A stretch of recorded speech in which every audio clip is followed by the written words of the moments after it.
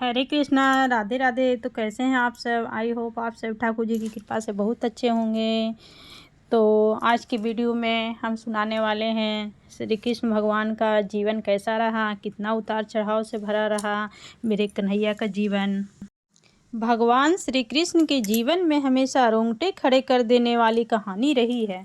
उनकी कहानी हमें बताती है कि जीवन में कितने उतार चढ़ाव से भरा हुआ है। अपने जन्म के कुछ समय बाद ही कंस द्वारा भेजी गई राक्षसी पुतना का उन्होंने वध किया। उसके बाद सक्टासुर, तृणावर्त आदि कई राक्षसों का वध किया। बाद में कृष्ण गोकुल छोड़कर नंदगांव आ गए। वहाँ पर भी उन्होंने कई लीलाएं की, जिनमें गोचारण लीला, गोवर्धन लीला व रास लीला आदि मुख्य है। मथुरा वासियों को कंस के आतंक से कैसे मुक्त कराया, जानिए।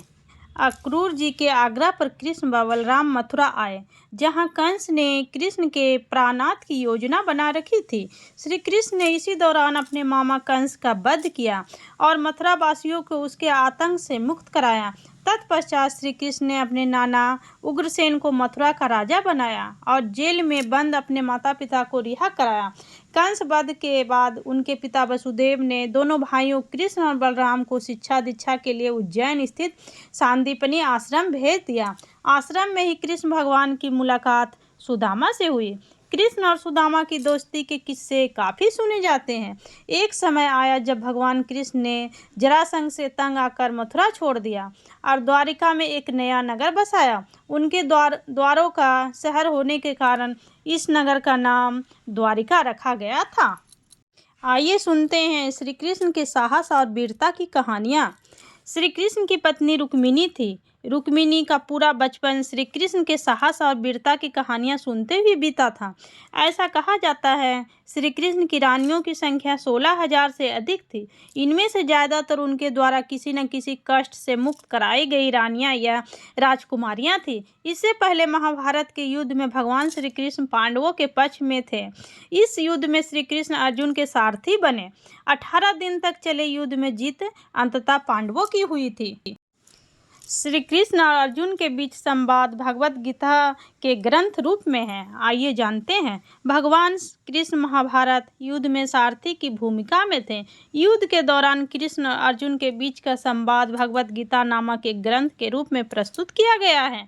महाभारत युद्ध के बाद जब हस्तिनापुर में युधिष्ठिर का राज तिलक हो रहा था, तब कौरवों की माता गांधारी ने युद्ध के लिए श्री कृष्ण को दोषी ठहराते हुए श्राप दिया कि जिस प्रकार कौरवों के वंश का नाश हुआ है, ठीक उसी प्रकार यदुवंश का भी नाश होगा। कहा जाता है कि एक बार श्री कृष्ण के बेटे सांब ने चंचलता के प्रभाव में ऋषि दुर्वासा का अपमान कर दिया। ऋषि दुर्वासा क्रोधित हो गए और उन्होंने यदुवंश को नष्ट करने के लिए सांब को शाप दिया। द्वारिका में अब शक्तिशाली होने के साथ साथ पाप और अपराध भी व्याप्त हो गए थे। अपनी प्रसन्न द्वारिका में ऐसा वातावरण देखकर श्री कृष्ण बहुत दुखी हुए। उन्होंने अपनी प्रजा को प्रभास नदी के तट पर जाने और अपने पापों से छुटकारा पाने की सलाह दी। उसके बाद सभी लोग प्रभास नदी के तट पर चले गए, लेकिन ऋषि दुर्वासा के शाप के कारण सभी लोग वहां नशे में धूत हो गए और आपस में बहस करने लगे। विवाद शुरू हुआ। उनके बाद ने एक गृह युद्ध का रूप ले लिया, जिसने पूरे यदुवंश को नष्ट कर दिया। आपसी युद्ध में 4 प्रमुख व्यक्तियों ने भाग नहीं लिया, जिससे वे बच गए। ये चारों कृष्ण, बलराम, दारुक, सारथी और प्रभु थे। बलराम दुखी होकर समुद्र की ओर चले गए और वहां से फिर उनका पता नहीं चला। कृष्ण बड़े मामत हुए। वे द्वारका से दूर जंगल में गए और दारुक को अर्जुन के पास भेजा गया और उसे निर्देश दिया गया कि वह वहां से स्त्री बच्चों को हस्तिनापुर ले जाए। कुछ स्त्रियों ने जलकर प्राण दे दिया। अर्जुन आए और शेष स्त्री बच्चों को अपने साथ ले गए। कहा जाता है कि मार्ग में पश्चिमी के जंगली अभीरों से अर्जुन को मुकाबला करना पड़ा था। कुछ स्त्रियों को अभीरों ने लूट लिया। शेष को अर्जुन ने साल्व देश और गुरु देश में बसा दिया। कृष्ण शोकाकुल होकर घने वन में पहले ही चले गए थे। ऐसे ही एक दिन जरा नामक एक बहेलियों ने हिरण के भ्रम में तीर मारा। वह बाण श्री कृष्ण के पैर में लगा, जिससे शीघ्र ही उन्होंने इस संसार को छोड़ दिया और नारायण के रूप में वैकुंठ धाम में विराजमान हो गया। देह त्यागने के साथ ही भगवान श्री कृष्ण द्वारा निर्मित द्वारका नगरी में समुद्र में विलीन हो गए। और यादव कुल नष्ट हो गया। कृष्ण की मृत्यु के बाद अर्जुन ने उनका अंतिम संस्कार किया। शरीर छोड़ने समय भगवान कृष्ण 125 वर्ष के थे। कृष्ण के देहांत के बाद द्वापर युग का अंत और कलयुग का आरंभ हुआ। कृष्ण वासुदेव, मुरारी और लीलाधर के नाम से पुकारे जाने वाले भगवान श्री कृष्ण के जन्मोत्सव की धूम देश भर में गूंजती है। जन्माष्टमी पर भगवान श्री कृष्ण के मंदिर रात भर खुले रहते हैं। इस दौरान मंदिरों में कई आयोजन किए जाते हैं। भगवान श्री कृष्ण को विष्णु का 8वां अवतार माना जाता है।